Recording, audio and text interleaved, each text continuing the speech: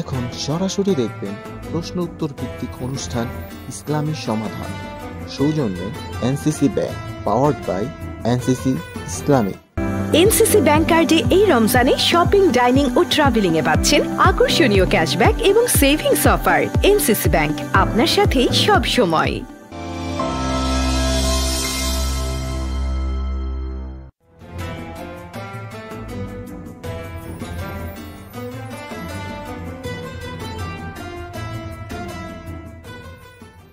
বিসমিল্লাহির রহমানির রহিম। আলহামদুলিল্লাহি রাব্বিল আলামিন ওয়াল আকিবাতু লিল মুত্তাকিন ওয়াসসালাতু ওয়াসসালামু আলা সাইয়্যিদিনা মুহাম্মদ মুস্তাফা সাল্লাল্লাহু আলাইহি সাল্লাতু ওয়াসসালাম। প্রিয় দর্শক, যারা বাসি টিভি দেখছেন সকলকে জানাচ্ছি খুশআমদেদ মাহে রমাদান। আশা করি আপনারা সুস্থতার সাথে রমাদানের দিনগুলো অতিবাহিত করছেন। প্রিয় দর্শক, রমাদান অত্যন্ত গুরুত্বপূর্ণ মাস। এই মাসে আল্লাহ তাআলা পবিত্র কোরআনুল কারীম নাজিল করেছেন এবং এতে রয়েছে মানব জাতির হেদায়েতের সকল ধরনের দিক নির্দেশনা, এবং এটি এতটা মুকাম্মাল নিজামে হায়াত যেখানে মানব জীবনের জন্য দরকার এমন কোনো কিছুই লেখার ব্যাপারে কোনো ধরনের ত্রুটি আল্লাহ তাআলা করেননি। এর কারণে আল্লাহ তাআলা নিজেই বললেন পবিত্র কোরআনুল কারীমে, মা ফাররাতনা ফিল কিতাবি মিন শাই, এবং অন্য জায়গায় বলা হয়েছে তিবয়ানান লিকুল্লি শাই। প্রিয় দর্শক, আল্লাহ তাআলা মানুষকে সৃষ্টি করেছেন, হেদায়েতের রাজপথের দিকে মানুষদেরকে আহ্বান করেছেন এবং পথ বাতলি দিয়েছেন কোন পথে মানুষ চললে সে তাদের যে কাঙ্ক্ষিত লক্ষ্য জান্নাত সেটি সে লাভ করতে পারবে এবং দুনিয়াতে সে ভালোভাবে থাকতে পারবে। প্রিয় দর্শক, এই যে পথ বাতলিয়ে দেয় এর মধ্যে অন্যতম দিক হচ্ছে ব্যবসা। আল্লাহ তাআলা মানুষের সাথে ব্যবসা করেছেন, আল্লাহ তাআলা মানুষের সাথে ক্রয় বিক্রয় সম্পাদন করেছেন। এবং আমরা যদি বাহ্যিক ব্যবসার কথা বলি, সেখানেও বলা হয়েছে যে ব্যবসা রয়েছে 10 ভাগের 9 ভাগ রহমত, এবং ব্যবসা হচ্ছে বারাকা পরিপূর্ণ। আল্লাহ তাআলা পবিত্র কোরআনুল কারীমে বললেন, ইন্নাল্লাহা আশতারা মিনাল মুমিনিনা আনফুসাহুম ওয়া আমওয়ালাহুম বিআন্না লাহুমুল জান্নাহ। অন্যত্র আল্লাহ তাআলা বলেন, হাল আদুল্লুকুম আলা তিজারাতিন তুনজিকুম মিন আযাবিন আলীম। সুতরাং আমরা বুঝতে পারছি ব্যবসায়ের গুরুত্ব। যদি আমরা এটাকে ধরি পরকালীন ব্যবসা এবং যেটা আমরা বলতে পারি দুনিয়ার ব্যবসা, প্রত্যেকটা ব্যবসার রয়েছে দারুণ গুরুত্বপূর্ণ একটা দিক। প্রিয় দর্শক, ইসলামে ব্যবসা বাণিজ্যের গুরুত্ব নিয়ে আমরা আজকে আলোচনা করব। আপনারা যে অনুষ্ঠানটি দেখছেন এটি এনসিসি ব্যাংক নিবেদিত ইসলামী সমাধান, পাওয়ার্ড বাই এনসিসি ইসলামিক। প্রিয় দর্শক, এই গুরুত্বপূর্ণ বিষয়ের উপর আলোচনা করার জন্য আমরা আমাদের স্টুডিওতে নিমন্ত্রণ জানিয়েছি একজন সম্মানিত অতিথিকে। তিনি হচ্ছেন ডক্টর হাসান আলী, বিশিষ্ট ইসলামী ব্যাংকার, লেখক, গবেষক এবং বিশ্ববিদ্যালয় শিক্ষক। চলুন আমরা তার সাথে কথা বলি, আমরা তার মন্তব্য, তার বক্তব্য শুনি অত্যন্ত মনোযোগ সহকারে। ডক্টর হাসান, ভালো আছেন? আসসালামু আলাইকুম ওয়া রাহমাতুল্লাহি ওয়া বারাকাতুহু। ওয়ালাইকুম আসসালাম ওয়া রাহমাতুল্লাহ। আলহামদুলিল্লাহ, ভালো আছি। আপনি কেমন আছেন? আলহামদুলিল্লাহ। বাসি টিভির পক্ষ থেকে আপনাকে জানাই আন্তরিক মোবারকবাদ। ধন্যবাদ। আপনি নিশ্চয়ই জেনেছেন যে আজকে আমরা যে বিষয়ের উপর আলোচনা করব সেটি হচ্ছে ইসলামী ব্যবসা বাণিজ্য। আমরা দু ধরনের ব্যবসা বাণিজ্য এখানে নিয়ে এসেছি, পরকালীন ব্যবসা এবং দুনিয়ার ব্যবসা। ব্যবসা বাণিজ্য বলতে আমরা কি বুঝি এবং এর গুরুত্ব ইসলামে কতটুকু? ধন্যবাদ আপনাকে। দেখুন, এই ব্যবসার ধারণা কিন্তু আমাদের সেই ইসলামের পূর্ব যুগ থেকেই চলে আসছে। আমরা যদি দেখি বিশ্বনবী মুহাম্মদুর রাসূলুল্লাহ সাল্লাল্লাহু আলাইহি সাল্লাম 40 বছর বয়সে নবুয়ত প্রাপ্তির আগেই কিন্তু তিনি একজন সফল ব্যবসায়ী ছিলেন। খাদিজাতুল কুবরা রাদিয়াল্লাহু তাআলা আনহা, তিনি ধনাঢ্য ব্যবসায়ী ছিলেন। তিনি তার ব্যবসার জন্য একজন দক্ষ, যোগ্য এবং বিশ্বস্ত লোক ছিলেন। মহানবী সাল্লাল্লাহু আলাইহি সাল্লামের তখনও তিনি নবুয়ত প্রাপ্ত হন নাই। তার বিশ্বস্ততা, আমানতদারিতার কথা শুনে তিনি তাকে তার ব্যবসাতে নিয়োগ করলেন এবং তিনি সফলতার পরিচয় দিলেন। এরপর যদি আমরা দেখি যে তার সাহাবীরাও কিন্তু তার আদর্শকে গ্রহণ করেছেন। আবু বকর রাদিয়াল্লাহু তাআলা আনহু, তিনি একজন বড় ব্যবসায়ী ছিলেন। ওমর, ওসমান রাদিয়াল্লাহু তাআলা আনহু, তারাও ছিলেন ব্যবসাতে নিয়োজিত ছিলেন। এবং হযরত ওসমান ইবনে আফফান তো অনেক বড় মাপের ব্যবসায়ী ছিলেন এবং মুহাজিরদের অনেকেই ব্যবসা বাণিজ্যে নিয়োজিত ছিলেন। শুধু তাই নয়, আমাদের পূর্বসূরি যারা ইমাম ছিলেন, ইমাম আবু হানিফা রাহিমাহুল্লাহ, ইমাম মালিক বিন হাম্বল, অনেক ইমামরা ব্যবসা বাণিজ্যের সাথে জড়িত ছিলেন। আমরা যদি দেখি, একদিন এক সাহাবা তিনি তার নিজের ক্ষেতে বৃক্ষরোপণ করছিলেন। তো ওমর রাদিয়াল্লাহু তাআলা আনহু বললেন, তুমি একটা উত্তম কাজ করছো, কারণ এর দ্বারা তুমি মানে মানুষের কাছ থেকে মুখাপেক্ষীহীন অবস্থায় থাকতে পারবে এবং অনেককে তুমি অনুগ্রহ করতে পারবে এবং দিনদারিতা সংরক্ষণের ক্ষেত্রেও তোমাকে এটা খুব বেশি সহযোগিতা করবে। ব্যবসা করলে স্বাধীনভাবে কথা বলা যায়, গলাটা উচ্চকিত থাকে, মানে কাউকে কর দেওয়ার দরকার নেই। আর চাকরি করলে তো আলাদা বিষয় আছে আর কি। এবং রাসূলুল্লাহ সাল্লাল্লাহু আলাইহি সাল্লাম বলেছেন যে ব্যবসাতে 90 মানে রিজকের 90 ভাগই ব্যবসার মধ্যে রয়েছে। তো এইসব যদি আমরা দেখি তাহলে কিন্তু ব্যবসার গুরুত্ব অত্যন্ত মানে অনেক বেশি গুরুত্ব আমরা এখানে দেখি আর কি। এখন আমরা যদি আরেকটু, আপনি যেটা বলছিলেন যে ইসলামে ব্যবসা বাণিজ্যে যে কী ধরনের দিক নির্দেশনা রয়েছে, আল্লাহ তাআলা কীভাবে, আল্লাহ বলছেন, রাসূল ইসলাম কীভাবে ব্যবসা বাণিজ্য করতে বলেছেন, সেই দিক নির্দেশনাগুলো কি, এগুলো যদি আমরা দেখি কোরআনেও সেটা আছে এবং বিশ্বনবীর মুখ নিঃসৃত বাণীতেও আমরা কিন্তু ব্যবসা বাণিজ্যের সুস্পষ্ট দিক নির্দেশনা দেখতে পাই। আপনি যদি সূরা বাকারার 275 নম্বর আয়াতের অংশ বিশেষ, আপনি যে আহাল্লাল্লাহুল বাইআ ওয়া হাররামার রিবা, আল্লাহ ক্রয় বিক্রয়কে হালাল করেছেন কিন্তু সুদকে হারাম করেছেন। তো ক্রয় বিক্রয় এটা ব্যবসা, আপনার ব্যবসার মধ্যে কিন্তু ক্রয় আছে, বিক্রয় আছে, এক পক্ষ ক্রয় করে আর বিক্রয় করে। এবং এই ধরনের ক্রয় বিক্রয় বা ট্রেডিং ছাড়া তো বিশ্ব অচল হয়ে যাবে। এবং আরেকটা সূরা আন-নিসার মধ্যে দেখেন, সেখানে আল্লাহ বলছেন, ইয়া আইয়ুহাল্লাযিনা আমানু লা তাকুলু আমওয়ালাকুম বাইনাকুম বিল বাতিল, তোমরা একে অপরের সম্পদ অন্যায়ভাবে খেও না, ইল্লা আন তাকুনা তিজারাতান আন তারাযিম মিনকুম, যদি তা আপনার পারস্পরিক সম্মতিতে ব্যবসার মাধ্যমে না হয়। তাহলে এখানে তিজারা শব্দ বলা হচ্ছে। আমরা আগে বলেছিলাম বাইউন শব্দ, এটা পবিত্র কোরআনে কিন্তু 7 জায়গাতে এই শব্দটা উল্লেখিত হয়েছে এবং তিজারা শব্দটা 8 জায়গাতে কোরআনে উল্লেখ হয়েছে। এবং আপনি যদি দেখেন যে আরও এক জায়গাতে বলা হচ্ছে, সূরা জুমআর মধ্যে বলা হচ্ছে, ফাইজা কুযিয়াতিস সালাতু ফান্তাশিরু ফিল আরদ, মানে সালাত সমাপ্ত হলে তোমরা জমিনে ছড়িয়ে পড়ো এবং ওয়াবতাগু মিন ফাজলিল্লাহ, আল্লাহর অনুগ্রহ তালাশ করো। আমরা তো সালাত সমাপ্ত করে সাথে সাথে মানে যে ব্যাপারে ইসলাম কোনো কথা বলেনি বা সুস্পষ্ট দলিলাদি নেই সে ধরনের আমল করার আমরা চেষ্টা করি। রাইট, এটা আসলে খুবই এটা ইসলামের দৃষ্টিকোণ থেকে কিন্তু ইসলামের যে নির্দেশনা তার সাথে এটা খুবই সাংঘর্ষিক আর কি। মানে আল্লাহ স্পষ্টভাবে বলেছেন সালাত শেষ হওয়ার সাথে সাথে জমিনে অনুগ্রহ তালাশ করার জন্য। এটা হচ্ছে আদেশসূচক বাক্য, আদেশসূচক। এখানে অনেক অনুগ্রহ তালাশ হতে পারে, ব্যবসা বাণিজ্য হতে পারে, আর অন্যান্য যেগুলো ইসলাম সমর্থিত চাকরিও হতে পারে, এগুলো তালাশের জন্য বলা হয়েছে। মানে সালাত সমাপ্ত হওয়ার পরে সেখানে কিন্তু বসে থেকে সেটা সওয়াবের আশায় অন্যান্য কাজ করার সময়টা তো নির্ধারণ করা আছে, সেই সময়ের পরবর্তী সময়গুলোতে এই কাজগুলো করতে বলা হয়েছে। এবং আমরা যদি দেখি বিশ্বনবী সাল্লাল্লাহু আলাইহি সাল্লামের মুখ নিঃসৃত বাণীতেও কিন্তু নির্দেশনা চলে এসেছে। যেমন তিনি বলেছেন, আত-তাজিরুস সাদুকুল আমিন মান নাবিয়িন ওয়াস সিদ্দিকিন ওয়াস শুহাদা ওয়াস সালিহিন, যে এই যে সত্যবাদী ব্যবসায়ীরা, বিশ্বস্ত আমানতদার ব্যবসায়ীরা কিয়ামতের দিন নবীদের সাথে, সিদ্দিকিনদের সাথে, শহীদদের সাথে থাকবেন। এবং শুধু তাই নয়, আরও অনেক জায়গাতে বলেছেন, যেমন আল্লাহ বলছেন যে আতিয়াবুল কাসবি আমালুর রাজুল বিয়াদিহি ওয়া কুল্লু বাইইন মাবরুর, যে ব্যক্তি তার নিজের হাতের কাজ করা এবং আপনার সকল ধরনের যে মাবরুর ব্যবসা, এগুলো হচ্ছে সর্বোত্তম মানে উপার্জন। তো আমরা যদি সামগ্রিকভাবে এই সবগুলোকে মেলাই তাহলে কিন্তু ব্যবসা বাণিজ্যের কথা কোরআনেও আছে এবং হাদিসের মধ্যে সুস্পষ্টভাবে রয়েছে। সুতরাং ব্যবসার বাণিজ্যের গুরুত্ব অত্যধিক এবং ব্যবসার মধ্যেই আসলে আমরা চমৎকার আলোচনা শুনছিলাম। একটা ফোন কল এসেছে, আমরা সেটা রিসিভ করি। জি, কে বলছেন ভাই? হ্যালো, আসসালামু আলাইকুম। ওয়ালাইকুম আসসালাম। জি, আমি হচ্ছে আপনাদের অনুষ্ঠান দেখে একটা প্রশ্ন করতে চাচ্ছিলাম। বোন, আপনি একটু জোরে বলেন। আচ্ছা, আমি আপনাদের অনুষ্ঠানটা দেখছিলাম, আমি একটা প্রশ্ন করতে চাচ্ছিলাম। জি প্লিজ। আচ্ছা, আমি হচ্ছে একটা ব্যাংক থেকে কিছু টাকা লোন নিয়ে আমার নিজের একটা বিজনেস দাঁড় করিয়েছিলাম। জি জি। ওখানে কিছু ইন্টারেস্ট বাকি ছিল, এখন সেই ইন্টারেস্টটা ওরা হচ্ছে রমজান মাসের মধ্যে আমাকে দিতে বলছে। রমজান মাসে কোনো ইন্টারেস্ট দিলে সেটা কোনো সমস্যা হতে পারে কিনা, কি জানতে চাচ্ছিল। এখানে বোন জানার বিষয় যে আপনি বলছেন যে আপনি লোন নিয়েছেন, এটা কি কোনো কনভেনশনাল ব্যাংক থেকে নিয়েছেন নাকি কোনো ইসলামী ব্যাংক থেকে আপনি বিনিয়োগ নিয়েছেন? না, আমি একটা ব্যাংক থেকে লোন নিয়েছিলাম। ব্যাংকটা কি ইসলামিক ছিল না কনভেনশনাল ছিল? কনভেনশনাল ছিল। আচ্ছা, রাইট। আপনি ওখান থেকে লোন নিয়ে ব্যবসা করছেন, এখন আপনার প্রশ্নটা কি?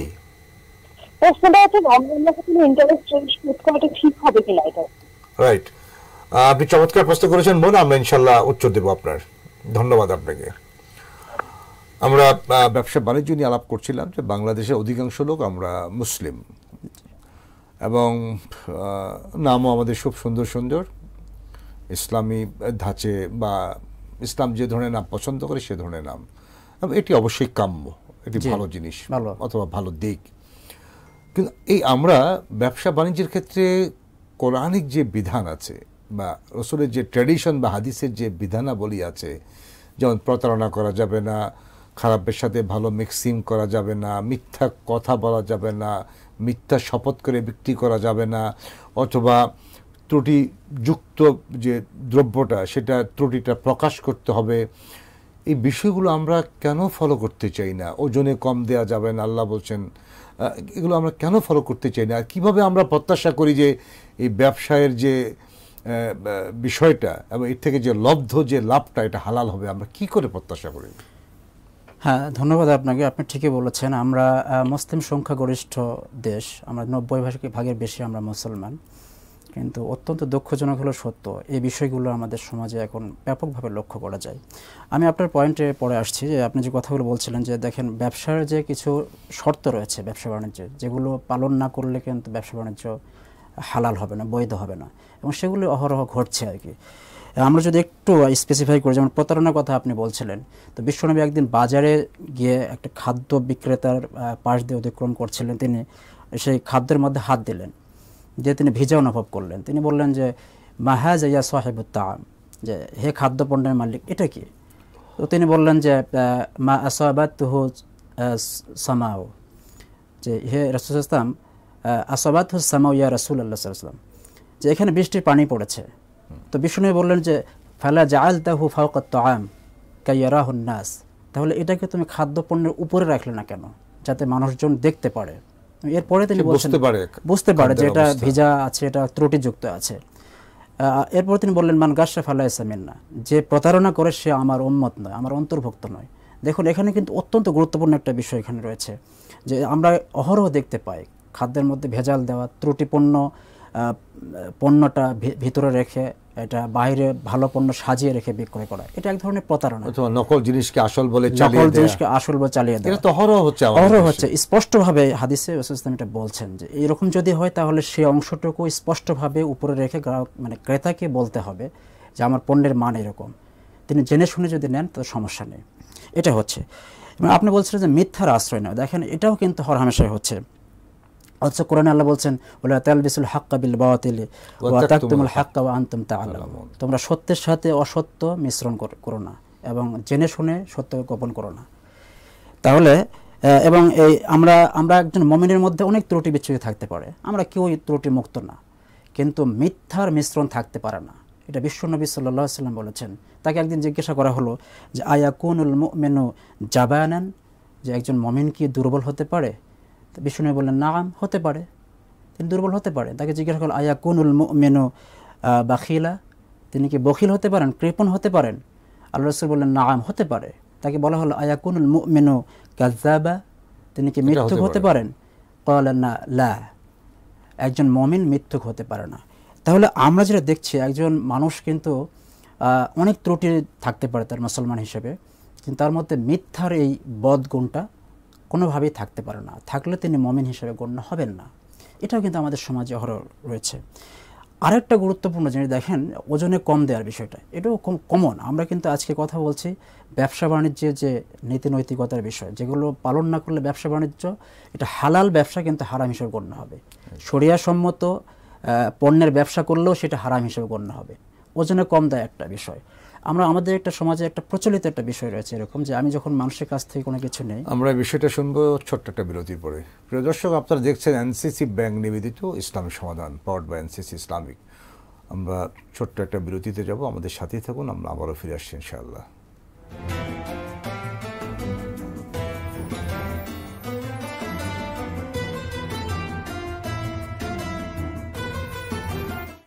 এনসিসি ব্যাংক কার্ডে এই রমজানে শপিং, ডাইনিং ও ট্রাভেলিং এ পাচ্ছেন আকর্ষণীয় ক্যাশব্যাক এবং সেভিংস অফার। এনসিসি ব্যাংক, আপনার সাথেই সব সময়।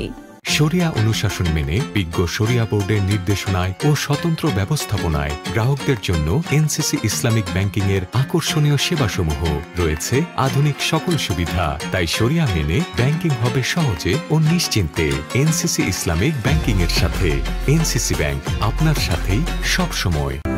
বিশ্বজুড়ে বিস্তৃত নেটওয়ার্ক ও প্রয়োজনীয় আধুনিক সকল সুবিধা নিয়ে রেমিটেন্স সেবায় আপনার বিশ্বস্ত প্রতিনিধি এনসিসি ব্যাংক, আপনার সাথে সব সময়। বিশিষ্ট ইসলামী চিন্তাবিদ অধ্যাপক সোহেলা সোবহান রচিত গ্রন্থ দৈনন্দিন জীবনে কোরআনের ভূমিকা। গ্রন্থটি পাওয়া যাচ্ছে হাক্কানি পাবলিশার্সে। বিশিষ্ট ইসলামী চিন্তাবিদ অধ্যাপক সোহেলা সোবহান রচিত গ্রন্থ শান্তির প্রতীক নবীজি। গ্রন্থটি পাওয়া যাচ্ছে হাক্কানি পাবলিশার্সে।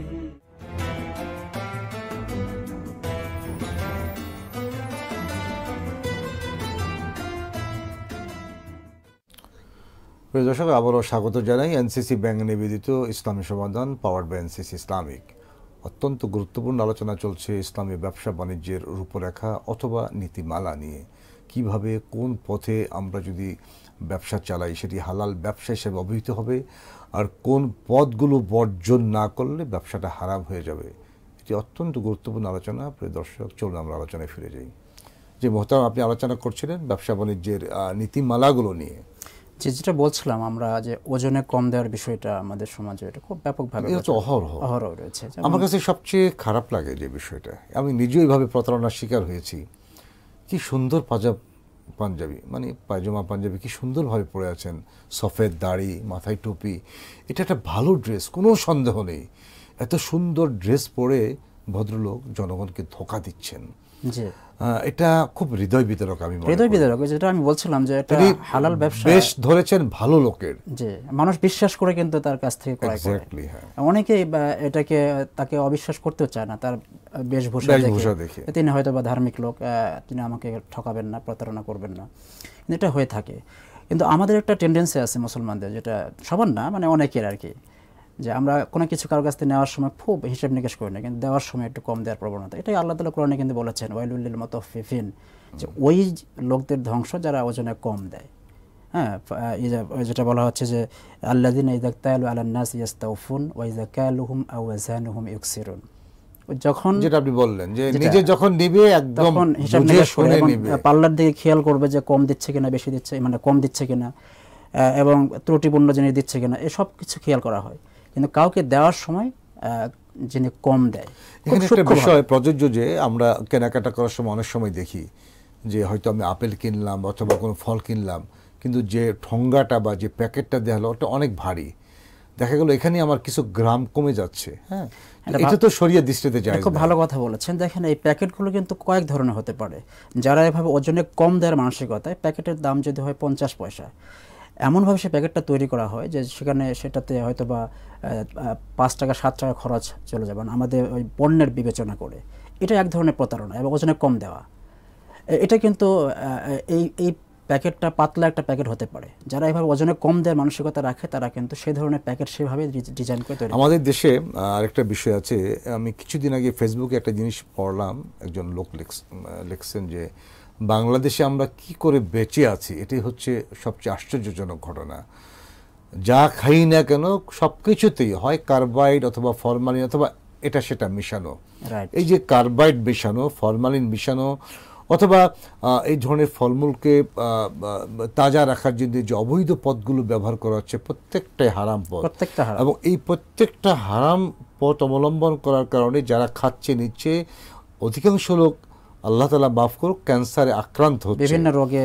এই ব্যবসায়ীরা যদি বুঝতে পারতো যে তাদের এই কৃতকর্মের কারণে কত লোক নিঃশেষ হয়ে যাচ্ছে, কত জীবন, কত ঘর ধ্বংস হয়ে যাচ্ছে, তখন কি তাদের অনুভূতি জাগ্রত হতো না? বিশ্বনবী সাল্লাল্লাহু আলাইহি ওয়াসাল্লাম একটা হাদিসে তিনি বলেছেন। এই বিষয়টা আমরা শুনবো, জাস্ট একটা ফোন রিসিভ করি। ওকে, জি, কে বলছেন প্লিজ? হ্যালো, আসসালামু আলাইকুম, আমি জামালপুর থেকে রাসেল বলছিলাম। ভাই একটু জোরে বলবেন কি আপনি? হ্যালো, আসসালামু আলাইকুম, আমি জামালপুর থেকে রাসেল বলছিলাম। ওয়ালাইকুম আসসালাম, জি বলুন প্লিজ। আমার প্রশ্নটা হচ্ছে, ইসলামিক ব্যাংক থেকে লোন নেওয়া আর অন্যান্য ব্যাংক থেকে লোন নেওয়ার মধ্যে পার্থক্যটা কি? ওকে, জি জি, আমরা এটার জবাব দিই ইনশাল্লাহ। আমরা এটা সাথেই জবাব দিয়ে যাই। প্রশ্ন যখন তিনি করে ফেলেছেন যে এটা ইসলামী ব্যাংক থেকে লোন নেওয়া বলছেন হবে বিনিয়োগ নেয়া, আর কনভেনশনাল থেকে লোন নেয়া দুটো কি এক কিনা? এটা মোটেই এক না। কনভেনশনাল ব্যাংক যেটা করে তাদের কাছে আমরা যখন আবেদন করি কেউ কোনো জামানতের বিপরীতে হতে পারে বা জামানত ব্যক্তিগত গ্যারান্টি দিয়েও হতে পারে, তারা কিন্তু ক্যাশ ক্রেডিট করে এবং ক্যাশ দেয়, ক্যাশের বিপরীতে তারা একটা ইন্টারেস্ট, টাকার উপর টাকা নেয়। তো ইসলামী ব্যাংক যেটা করে, ইসলামী ব্যাংক কোনো টাকা দিয়ে টাকা নেয় না। ইসলামী ব্যাংক মাঝখানে একটা পণ্য রাখে, যার যে পণ্যের দরকার সেটা যদি শরিয়া অনুমোদিত পণ্য হয়। ধরুন আমার একটা সাইকেল দরকার, তো আমি সেখানে দরখাস্ত করলাম, আমার এই সাইকেলটা তারা হয়তোবা নিজে অথবা তারা কোনো একটা বাইং এজেন্টের মাধ্যমে অথবা সেই গ্রাহককে বাইং এজেন্ট নিযুক্ত করে সে পণ্যটা মার্কেট থেকে ক্রয় করে তার উপর একটা লভ্যাংশ ধার্য করে, প্রোডাক্টের উপর লভ্যাংশ ধার্য করে তার কাছে টাকার উপর এই যে পণ্যের উপর একটা লভ্যাংশ ধার্য করে, হয়তো সেটা হতে পারে বাকিতে হতে পারে অথবা নগদেও হতে পারে। এই যে মাঝখানে একটা পণ্য রাখা হলো, এটাই হচ্ছে ব্যবসা, ক্রয় বিক্রয়। পণ্যের দাম বাড়তে পারে কমতে পারে, পণ্যের দাম বাড়তে পারে কমতে পারে, টাকার দাম ফিক্সড। এই যে পার্থক্য, বেসিক পার্থক্য। এবং এই পণ্যের ক্ষেত্রে আমরা কিন্তু লাভ, যেটা আপনি যথার্থই বলছেন যে এই লভ্যাংশটা কম বেশি হতে পারে। আমি 10 টাকা দিয়ে কিনে কারো কাছে যদি বলে আমি এটা 15 টাকা নেব, তিনি যদি এটা রাজি থাকেন, দ্যাটস ওকে, এটাতে কোনো সমস্যা নেই। অনেকে বলে দাও যে সেটা যেন জুলুম না হয়, এটাও দেখতে হবে, যেটা বাস্তব প্রেক্ষাপটে এটা যেন অবশ্যই একটা যোগ। কিন্তু প্রোডাক্টটা আবার 8 টাকায় সে বিক্রি করতে পারে ইচ্ছে করলে, টাকার ক্ষেত্রে এটা সম্ভব না, টাকার ক্ষেত্রে সম্ভব নয়, এটা 8 টাকা করতে পারে। সেটা আমরা আশা করি আমাদের প্রিয় ভাই আপনার প্রশ্নের উত্তর পেয়েছেন। আরেকটা প্রশ্ন ছিল যে একটা কনভেনশনাল ব্যাংক থেকে লোন নিয়ে যেটার সাথে ইন্টারেস্ট জড়িত, তো আমাদের বোন জানতে চেয়েছিলেন যে রামাদান তো আসলে বা কোরআন তো এটাকে অ্যাকসেপ্ট করে না, তাহলে এটা কি হবে এখন? এটা এভাবে সমাধান হতে পারে যে তিনি যদি না জেনে এই কাজটি করে থাকেন, অজ্ঞতাবশত বা যে কারণে হোক, তিনি তার মধ্যে একটা উপলব্ধি চলে এসেছে, তিনি অনুতপ্ত, সেক্ষেত্রে তাকে দ্রুত এটা করতে হবে, সমন্বয় করে দিয়ে আল্লাহর কাছে তওবা করে, যাতে পরবর্তীতে তিনি এই ধরনের কোনো কাজে জড়িত হবেন না, এইটা দৃঢ় কায় মনোবাক্যে আর কি, মানে তওবা করতে হবে। তার যদি প্রয়োজন হয় কোনো ইসলামী ধারার ব্যাংকিং বা ইসলামিক ফিনান্সিয়াল প্রতিষ্ঠান থেকে তাকে এভাবে বিনিয়োগ দিতে হবে। আশা করি আল্লাহ তাআলা তাকে মাফ করবেন ইনশাআল্লাহ। আমরা যেটা আলোচনা করছিলাম, যে আমি যেটা বলছিলাম যে আপনি বলছেন ওজনে কম দেওয়ার যে বিষয়টার কথা, যে মানুষ জেনে শুনে অনেক ব্যবসায়ী কাজ করেন, অনেকে ক্ষতিগ্রস্ত হন, রোগ ব্যাধিতে আক্রান্ত হন, কিন্তু এই কাজগুলো হয়ে যাচ্ছে। তো বিশ্বনবী সাল্লাল্লাহু আলাইহি ওয়াসাল্লাম একটা হাদিসে বলছেন যে লা ইউমিনু আহাদুকুম হাত্তা ইউহিব্বা লিনাফসিহি মা ইউহিব্বা হাত্তা ইউহিব্বা লিআখিহি মা ইউহিব্বু লিনাফসিহি, যে তোমাদের মধ্যে কেউ মুমিন হতে পারবে না যতক্ষণ পর্যন্ত না সে তার ভাইয়ের জন্য তাই পছন্দ করে যা সে নিজের জন্য পছন্দ করে।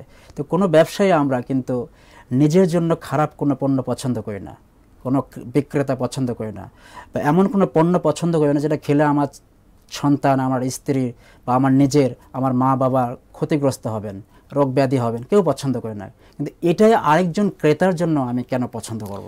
এই যে আমরা বলবো ডেফিনেটলি এটা মারাত্মক এবং শরিয়া বহির্ভূত কাজ, যেটাকে ইসলাম এলাও করে না, এবং তারই ফল বিক্রি করার মাধ্যমে অথবা ভেজাল খাদ্য দ্রব্য বিক্রি করার মাধ্যমে কার্বাইড হোক, ফরমালিন হোক, যতগুলো লোক রোগাক্রান্ত হবে অথবা যতগুলো মানুষ ক্ষতির সম্মুখীন হবে, কিয়ামতের দিন প্রত্যেকের কাছে জবাবদিহি করে তারপর তাকে জান্নাতের। রাইট, এটা আবার ঠিকই বলেছেন, এটা যে বান্দার হক নষ্ট করা হলো।